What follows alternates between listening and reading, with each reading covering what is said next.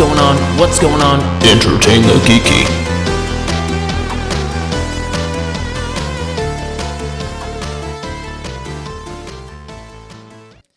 Hello. Hello. It's so weird. Like with the intro, we used to be like, guys, what's going on? Right. And I was talking to my dad one day, and he's like, it doesn't sound genuine. He's like, you need to knock that shit off. That's not how you are. It sounds fake. Yeah. I was like, oh, okay. Your own dad was like, you sound fake. He Stop did. being fake. Basically.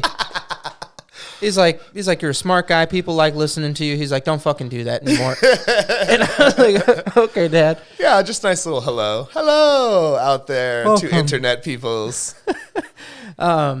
So had a nice little week break here. Yeah.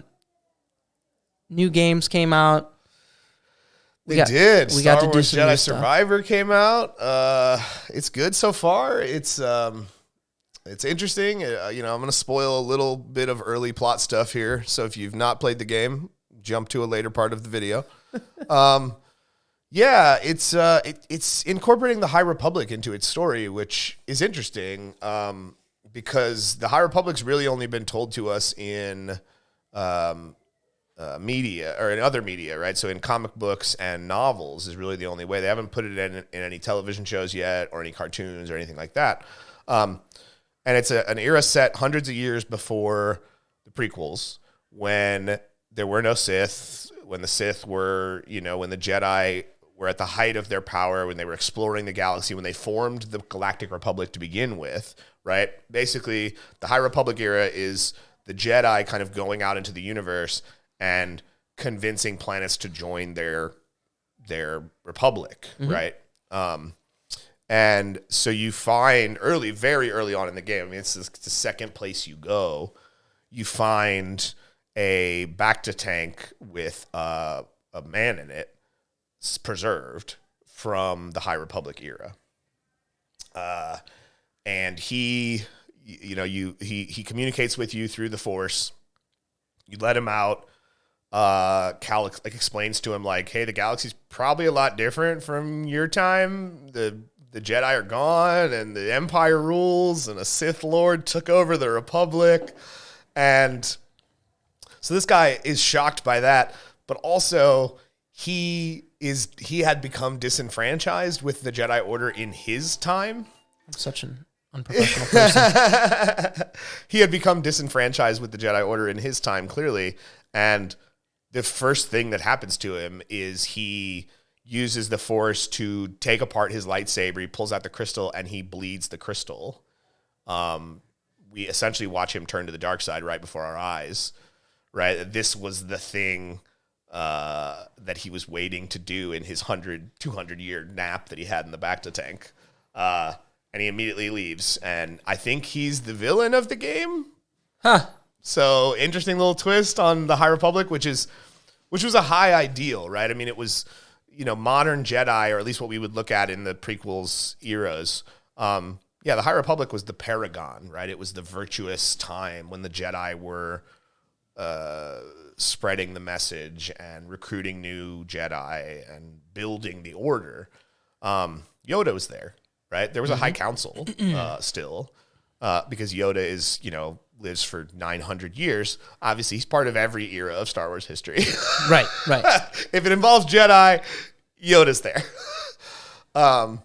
So yeah, not only is that something that's interesting, but the game feels the same, right? I mean, they introduced some new concepts, some new powers, some new lightsaber stances, but overall combat, exploration, it all feels very consistent with what the first game was. And I know some people prefer new games to be a complete overhaul and do something new. I don't, honestly. Like, if you're going to go beyond the scope of what you're doing, sure, and do something different. But within the game's main narrative, going from game 1 to game 2, I like that consistency. I felt the same with, the God of War from 2018 and God of War Ragnarok. I jumped right back into that. I didn't have to turn on the tutorial. I didn't have to look at the controls. Like, I know how to play this game, and this game is the same, right? So I go into it immediately knowing what I'm doing, parrying, using the little Force abilities, push and pull. So yeah, I like it. I think it's it's got some glitches, but again, so did Jedi Fallen Order. Right. I think Respawn though, as a subsidiary of EA, they're making EA look pretty good with these Star Wars games. I mean, that's good because initially there was some complaint about EA should, I don't know that they ever should have been handed the Star Wars license by Disney, but they gave it to them, and we got some Battlefront games that were okay, I guess. I don't know. I didn't really play them. Pay to play is what they were. Yeah. But then Jedi Fallen Order came out, and when I saw that, when I started experiencing the scope of what that game was, I was like, man, acquiring Respawn was a good choice, right? Like, because you see the EA logo, but EA didn't do any of the development on this. They just put the money up. Here's the money. Make a game. Respawn made the game. And I think that gets overshadowed when you're watching, the little production logos flash. Right. EA's the big one. That's the one you recognize. And it's just like, you guys didn't do anything. But here's the money. Make a video game. Like, Respawn should get more credit for what they're doing. EA's history is really interesting, though.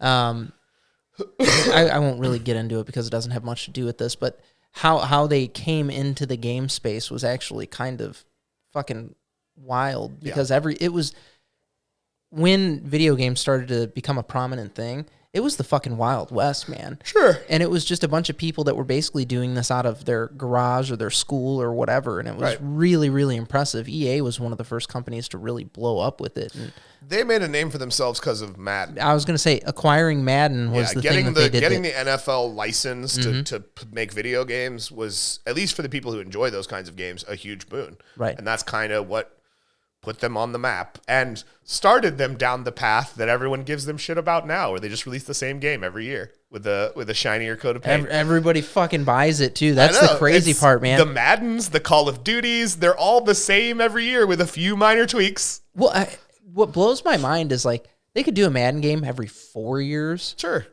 And I'm not saying it's a bad thing that they're releasing the same game with a little more polish, right? Again, I just described the fact that I actually enjoy that in video games, but I know a lot of people don't. Sure. Right? Again, I talked about that a minute ago when, most people are, I want something different with a new game. I don't. I'm the same guy. Same. Just do the same. Do more of that. Give me a better story. I got my D&D group got back together, and it's been really exciting. So I'm DMing again, and my player characters, their first session, they're basically sent out to find these lost adventurers. Right. And it's a good cross-country trip for them to get to the coast, and they have to go from the coast. They're going to board some ship and go to another continent where these adventurers were last seen. Okay. So they're making their way to the coast, and they were attacked and captured by goblins. They get into this goblin cave system and strongholds. Goblins. Your whole party got captured by goblins? They were grossly overrun. And it just seems like, how do these tiny little goblins catch you? Level 1's a bitch. Level 1 is brutal. So they get captured.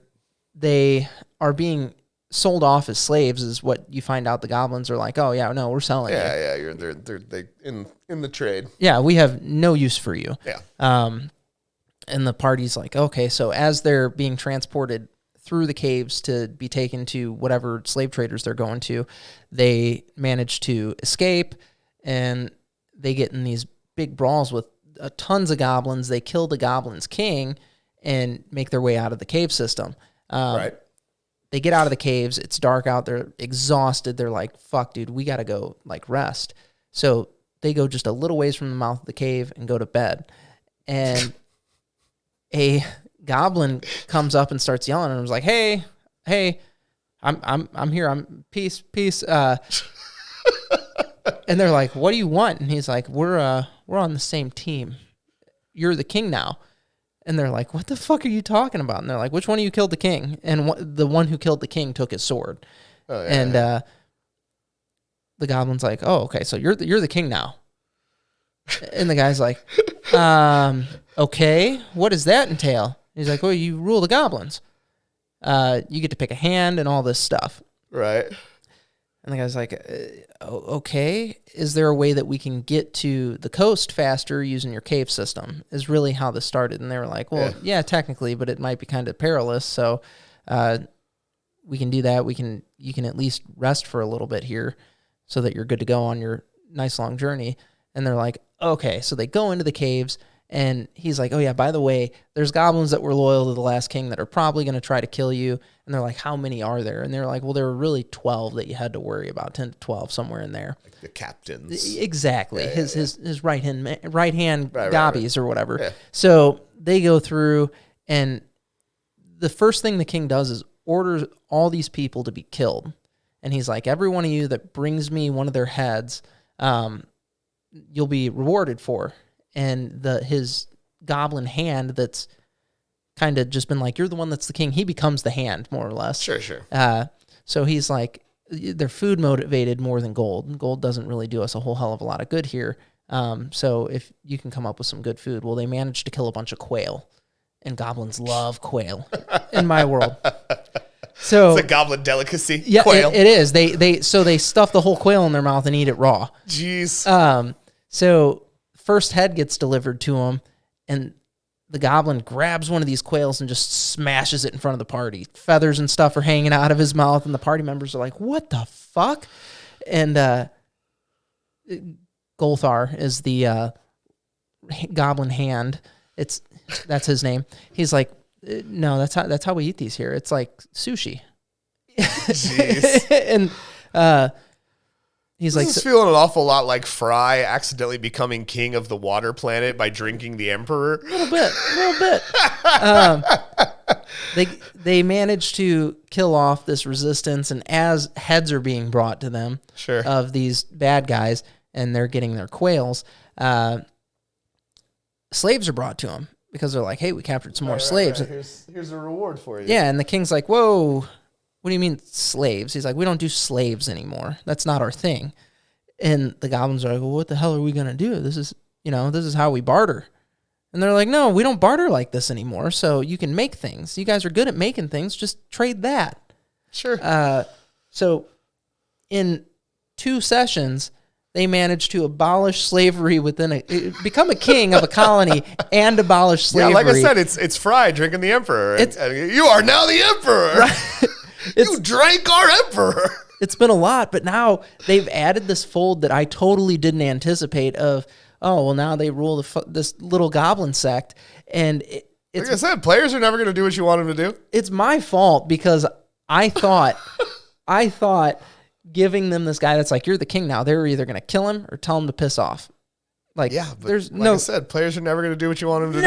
No. They're like, yeah, no, we're fucking totally the king now. Your expectations are always going to be wrong. But the king's not really making announcements or anything. Like, not these grand speeches or anything like, I am the king now and this is how we run. Yeah, but I mean, theoretically, as the king, couldn't he just appoint someone else king and just leave? Kind of. Right. Like, I feel like that maybe is something your players might do eventually. So what they've discussed thus far is they're like, no, we're going to get trade routes established with all the major kingdoms here, and we're going to get the goblins built up as like a real society. So your players are trying to turn a little group of evil goblins into traders within the society they exist in? Yes. How the hell's that ever going to work? And not because they were trading people, which is bad. I understand that, right? But like, are the rest of these cities also inhabited by goblins? Because unless that's the case, I don't know that people are going to be cool with that. Well, and that's the funny part. So one of the party members is a goblin, and like I played a goblin in a previous campaign. Sure. I did Weeby Goblins back when it came out. You're looked at with a good amount of prejudice because you're not a normal member of society. That's what I'm saying. So how are you going to integrate this within your kingdom? That's what they're having to figure out right now. But this has nothing to do with your overarching story, nothing right? to do with it. But yeah, it's again fantastic. My fault because I didn't say, all right, they're gone. Move on with your journey. Yeah. You defeated the goblins. Time to go. I was just trying to throw a fun NPC out there for them, and they fucking grabbed that shit and ran with it. They always will. Oh, dude, it was so good. They're like, I guess this is what we're doing now. We're kings. Yep. Yeah, man. It's like I said. It's just if you're thinking in your head, this is what I expect the players to do. Go the opposite route because that's what they're gonna do. Oh, 100%. Typically, I leave things very open-ended, so I'm not caught with my pants down like that. I won't. Sure, but eventually you got to kind of pigeonhole it into Right, where and you need it to be. There are times when I do, like, for combat in the first session, I wanted it to be with goblins because they're low enough CR that I knew the party wouldn't get totally nuked. Well, sure, yeah. And it would be a competitive fight. So, and I wanted them to be captured and have to fight their way out and maybe use some stealth or anything like that. Motherfuckers didn't use any stealth to get out of the caves. So instead of killing... Do they have stealth? They have stealth abilities, people? Yes.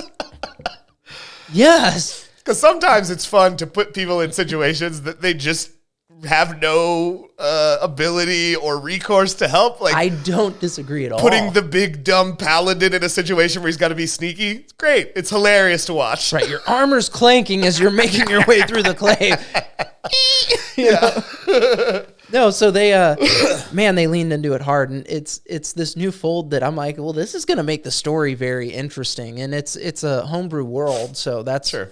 That's extra fun because it's like, all right, well, if you manage to turn the goblins into a viable group and a normal member of society here in our world, that's fucking huge, man. And I'm excited about that. But again, that is going to require a lot of careful treading on your part because, again, you can't just say, oh, yeah, the rest of the people just accept goblins as part of this society because they wouldn't. I can't. They're going to have to. That would be a lie, right? These fucking brutes are going to have to be diplomats all of a sudden. Exactly. Yes. Like, how does a goblin become a diplomat?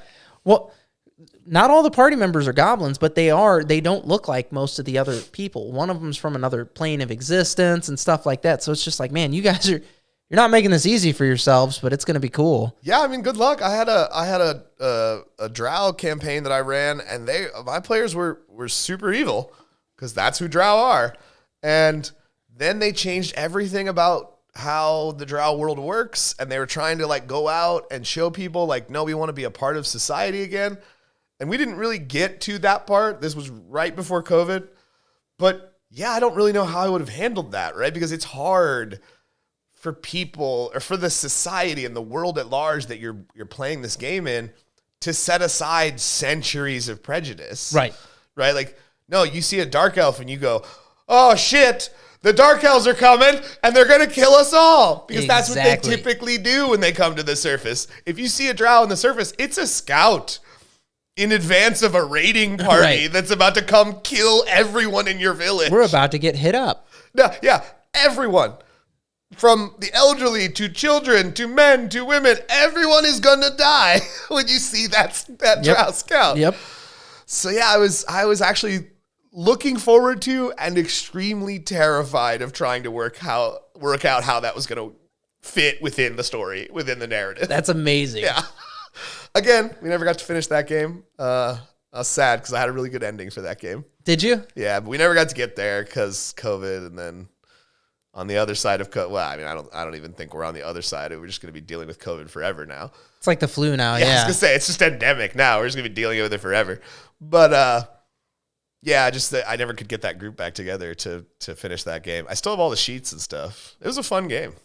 I save character sheets from a previous session or previous campaign so I can use them as NPCs in the future. Sure. Since we're world building, I'm like, oh well, it's not been 100 years or anything yet, so it makes sense that you could run into Billy or Tina or whatever their names are. I think it was somebody that I was playing Rise of the Rune Lords with, which was a Pathfinder module. Mm-hmm. There was a sequel to it, and when we played the sequel to it, the DM still had our old character sheets, and the sequel to it takes place years and years and years later. So, like, our old characters were NPCs in the world that we learned under because they were the last group that had fought the Rune Lords and won. So when the Rune Lords returned, it was like, well, who are you going to seek out to help you? The other people that defeated this evil who are like old dudes now. So that's what we did. We ended up interacting. I interacted with a previous character that I played. That's awesome. It was really fun. And the DM did a good job of like nailing who those characters were when we played them. Because I played a big, dumb barbarian guy who's just likes to fight and beat stuff up and kill things. He didn't have really any intelligence or charisma. He was just big, strong. I'm here to fuck shit up. Yeah, exactly. So yeah, that was I like that. I like that. It's an interesting way to integrate old story into new story. Oh, for sure. Yeah. For sure. Do you do you do more modules or do you do more like homebrew shit with Me your personally, worlds? I would always prefer to write my own story. Okay. People I've gamed with over the years, have fallen to the module thing. And some of the modules are great. Rise of the Rune Lords is a great story. Right. We had a lot of fun playing that story. But yeah, for me, I always prefer to write my own thing because I like telling stories. And I don't think I'm good at writing stories, but I think I'm decent enough to keep people engaged within my narrative. Oh, yeah, for sure. I mean, I'm getting ready to start this month, actually, a D&D game that I'm setting in the Breath of the Wild, The Legend of Zelda Breath of the Wild That'll world. be badass. Yeah. And the players are going to be playing the 4 champions on the day that Link and Zelda fell. And I basically just created a Zelda game. Are you using a particular game system for it? D&D. Okay, it's it's 5th edition 5e. D&D, yeah. I basically just created a Zelda game that has dungeons, boss fights. I basically just created, because I've played almost every Zelda video game that's ever been made. So yeah, I just took that knowledge and just created a little Zelda adventure for my players to go on. That's badass. Yeah, and I have these little dungeon tiles, and I'm going to do it like Zelda, where when you go into the dungeon, you only see the first tile, and you have to leave the room for me to draw the next tile and put that tile into play until you find a chest with the treasure map or with the dungeon map in it, and then I will put all the tiles on. That's awesome. The table, right? Because that's how it works in the video game. You only see the rooms you've entered, and once you find the map, now you see the whole picture. That's fucking amazing. Yeah. So I did it again. I did it just like a Zelda game. Dungeon map in the dungeon. There's a compass in the dungeon that will tell you where treasure and the boss is. And there's a boss key to find because the boss is locked behind a big door that you have to have a key to get into. That's wonderful. Are you using particular classes for that? What do you mean? For the champions, like, are they all a particular class? Like, are they a normal D&D class? It is based on a D&D class. Okay. Daruk is based on Barbarian. Okay. Rivali is based on Ranger. Mifa is based on Monk. And Orbosa. What's Orbosa? I don't remember what her class was based on. But it was all in a module that I found on the internet. Somebody had already done the legwork. That's awesome. Right? Somebody had already created classes that were comparable to, or that were based on D&D classes that you could pick for your specific things. So I just looked at these characters and said, okay, which one, right? He also, this person who created that, I don't even know if it's a he, this person that created this also did all the racial abilities for the races within Hyrule. Oh, that's all sick. based on D&D's system. So yeah, he's not charging for it. Like, it's free to download because he can't, right? If he charges for it, Nintendo will give him a cease and desist letter. Right. But so yeah, it's just called Zelda Shattered Sword. Oh, that's incredible. Yeah, and it's a cool little module, or not a module. It's a cool little campaign, basically. Yeah, campaign guide for doing a Zelda game. That's badass. He also designed his own Zelda themed D&D sheets. That's what I put all my characters on. I'll bring them and show them to you one day. Yeah, I would love to see them. Yeah, they're really cool because they incorporate the Triforce into it and stuff. Like, it's just a really cool sheet. But it's got all the things on there that are just D&D stuff. Right. Anybody who's played D&D just would different look at flavor. it and go, oh, I know exactly what all this is. Okay, cool. That's so cool. I want to do Starfinder, but I would only play that as modules out of the gate. And it's not that I couldn't come up with a story and stuff for that. I want to be a player character in that, and I wouldn't want to force somebody else into building a whole fucking universe or galaxy or whatever. For sure. And honestly, theoretically, you could use Starfinder as a backdrop for whatever you wanted, right? Oh, 100%. Just like I'm using D&D for Zelda, you could use that to play a Battlestar Galactica game. You could use that to play a Star Wars game. I mean, there are laser swords in that game. Space wizards. They can't call them lightsabers, but they call them laser swords.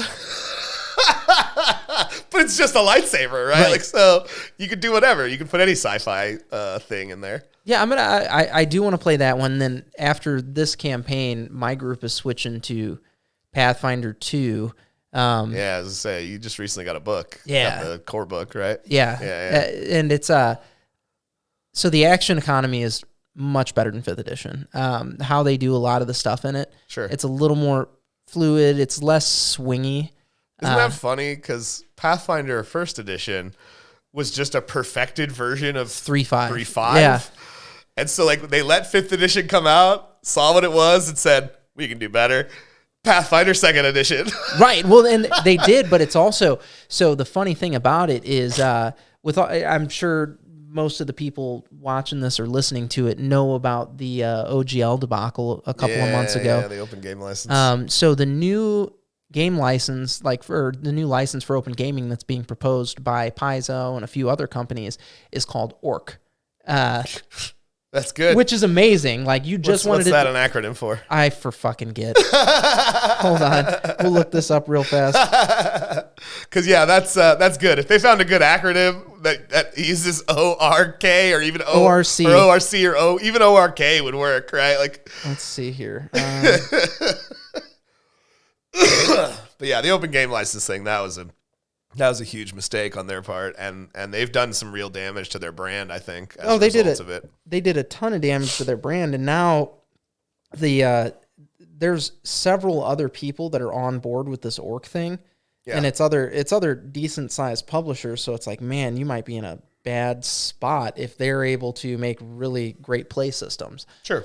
Pathfinder 2, it has to have a couple of words reducted. So they're putting out a polished version of Pathfinder 2 that is all ORC compliant and not OGL compliant.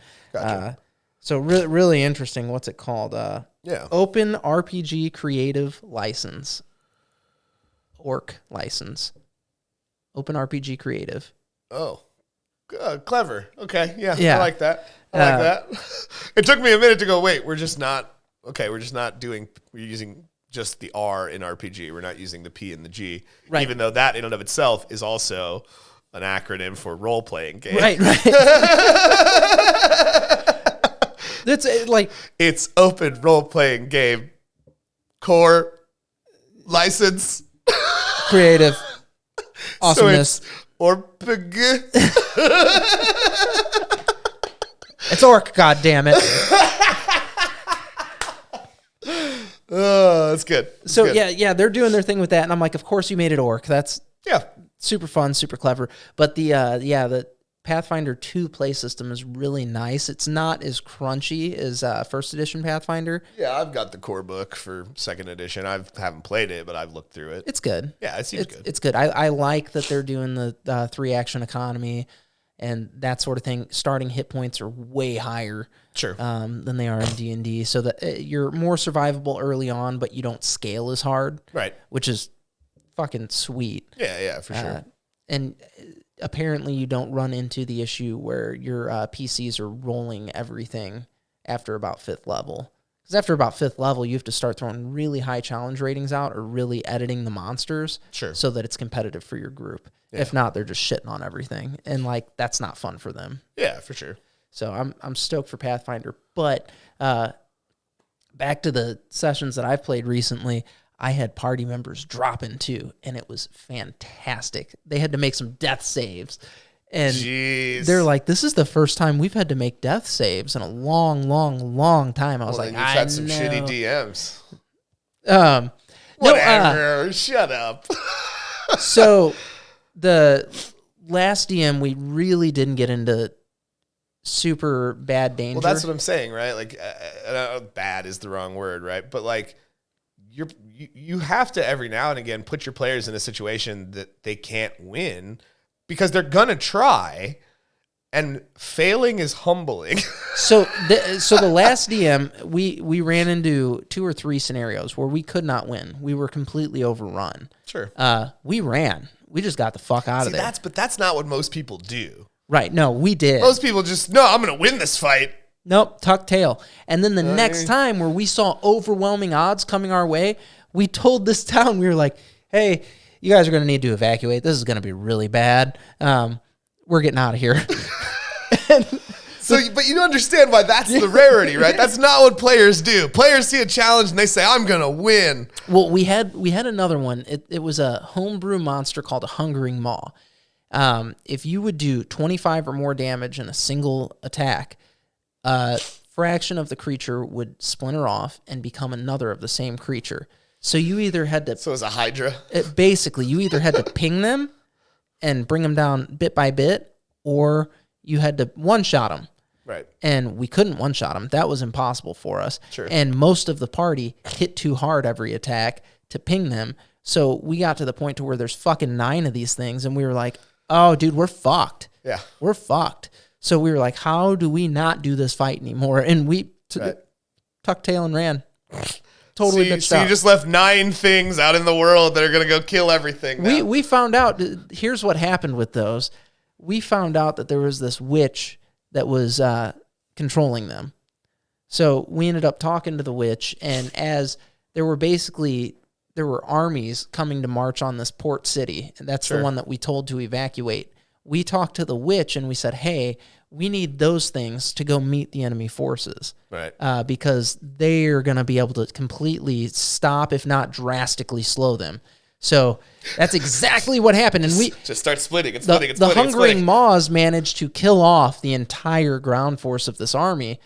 God only knows how many exist in the world now. All these hungering maws are... Yeah, that's what I said. Probably you created a terrible, terrible thing. Yeah, I didn't create shit. That was another DM. That was scary.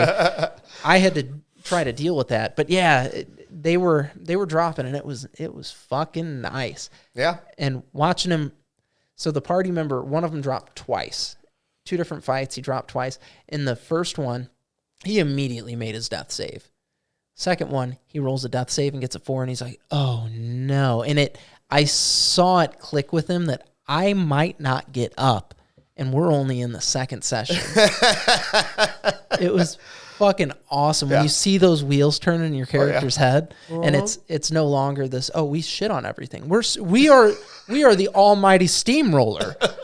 No, you ain't, bitch. Yeah. And you almost... and again, sometimes failure's humbling. It is. Like, it shows you that you can't win everything. Because one of the things I've played with a lot of different people, and I'm not going to name any names, but there are some people that I've played with where they come into it going, I'm going to win.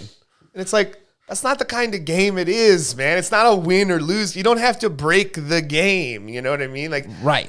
Power gaming people. Like, I've played with some power gaming people, and they just are so frustrating. I think min-maxing is gross in D&D. It's so frustrating, right? Like, just enjoy the story, man. Well, that's all it is. It's not a win or lose scenario here. Right. It's an ongoing narrative we're trying to tell. Well, that's the thing I always tell my my players is I'm like, hey, because they'll get online and they're like, well, if I'm going to play this class, I need to go this subclass. And I'm like, don't Stop do looking that. at builds. I'm like, don't fucking do that. I'm like, if you role play well, I'm going to reward you so much more handsomely than if you're just the most overpowered character you can possibly be. Big jacked Kratos, right. That doesn't matter to me. I want you to have fun engaging with your character in the world. That's what's important. And I think in my life, I've found, people that I enjoy gaming with that feel that way, that we're here because we want to role play. We're here because we want to enjoy the story. We want to see where it's going to go. Right. And that's what I think is the best way to engage with this as a hobby. 100%. It's disheartening that there are YouTube channels, and they're very good, very high quality channels. But what these guys will do is they'll give a breakdown on power levels for these class. And I'm like, man, let people get into the hobby. And if they decide to be something that's wildly underwhelming, let them just enjoy playing it. Sure. Like, you don't need to say, every now and again, someone wants to play the bard. Right. Power level's not going to be the underwhelming. Yeah. But if you have fun doing it and you can have everybody at the table smiling, that's what's important there. That's what you want to do. When Mike played the bard in the one campaign we played it, he wrote his own songs. Right. He had a little notebook, and whenever it was like, oh, play the song of strength, and he'd flip to it and he would just sing it. In a little, dear goblin friends, please hear my song. He would. It was funny. It was great. He had a great time doing it. That's amazing. He wrote his own little ballads in his notebook. So I was playing this gnome bard, and the whole thing that I wanted to do with him, he was an aspiring rock star, and I was going to make sure that he saying all of his own songs. And this is before Critical Role had something akin to that. Sure. So I was really excited for it. And then they basically made my character. And I was like, man, fuck you. And Critical Role is wonderful. You guys are great. Critical Role is great. We enjoy you, Matt. No. I'm excited you're playing Ganon. That's something very exciting. That is rad. I mean, I'm serious. Every time I've watched that trailer so many times, and every time I hear, "Do not look away, for you witness a king's revival," I'm just like, "You're great. You're great at this." We've never heard this character's voice ever. This is the first time he's spoken in 30 years of Zelda games. And it's the right guy doing it. Perfect. You nailed it. No notes. All I have to say is thank you. Yes, thank you, Matt.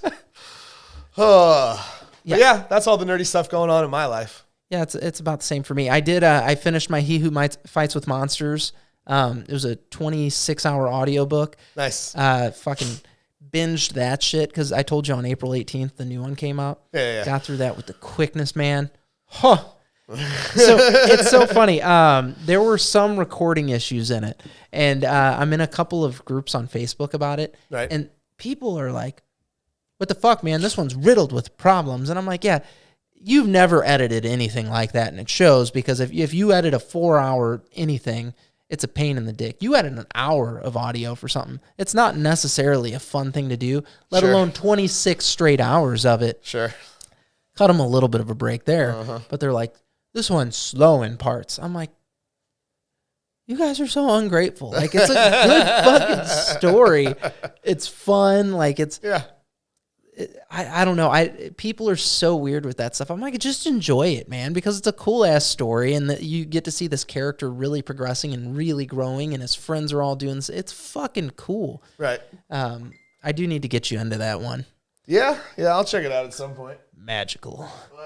I got a lot of books on my backlog right now, so plus I read like 20 comic books a week. You do read all I of the comics. I don't have too much time for more reading. I got a lot of reading. I stick that shit in my ear and I just listen away. I prefer to read and have the physical book in my hands, though. Well, I think that's just who I am. They might all be digital. I don't know. Like, so if you do Dungeon Crawler Carl, he will do limited print runs of the book, but for the most part, like having a book in my hand. I get it. It's just always who I don't disagree. Yeah. I love it, but man, audiobooks are fun. Yeah. I know it's not your full-on cup of tea. I guess it depends, right? I mean, there are audiobooks I've enjoyed because of the performances, and they've gotten different people to do voices. Like when they did those audio versions of Sandman. Oh yeah. They got people it wasn't just one person sitting there reading the story to us. It was people doing the characters, right? Right. We hired actors to play the characters in this audiobook. So that's different, right? That's something a little different. And I'll listen to Critical Role. I don't necessarily like watching Critical Role, but I'll occasionally listen to some Critical Role. Yeah, I like listening to Critical Role more than I like watching it. Yeah, I mean, I think it's just more it's a little easier to digest that way, I think. Plus, you're right. Watching the cartoon that they did for Amazon is a much more concise way to get all that information. Fuck yeah. I don't have 600 hours. As much as I love your stuff, I don't have 600 hours, guy. So the cartoons, great. Keep doing that. Oh, dude, they're fucking fantastic, too. Yeah. All right, well, yeah, we'll wrap it up for these guys. Everybody has I got to places go back be into my and real things to life do. for a little while. Thank you for hanging out with us. You guys can go to entertainthegeeky.com, get you a free copy of Merle's Truck Stop in Maine using the promo code Geeky. Right there on this guy's stomach, right there. On my chest cavity. You can follow all of our social media and stuff there. I think in the next week or so here, I should be able to start posting some more fun stuff up there for you. I think I'm going to do, I need to apologize. So before we go any further, apologies for the book club this month. Yeah, that was last weekend that we were supposed to do that, and you ran into the car issues. Man, I'm sorry. That's okay. I forgot all about that. Not your fault. Yeah, my car just stopped working. So the accelerator would not make the car go fast. So we will do a live for V for Vendetta timing's got a little messed up here, and it's going to delay the next book club that we do a little bit. Sure. So I think in the next 2 weeks here, we'll probably dive into that one. So not this coming Sunday, but the next. Sure. We'll do the V for Vendetta book club and move on from there. And then I do think we're going to start doing, I'm going to do a segment online, a Tales from the Table segment. So I can condense some of my D&D stories and maybe share some maps and stuff with you guys. So if you wanted to integrate it into your play at all, you're more than welcome to. Right on. Hell yeah. Cool. Well, thanks for hanging out. As always, stay geeky.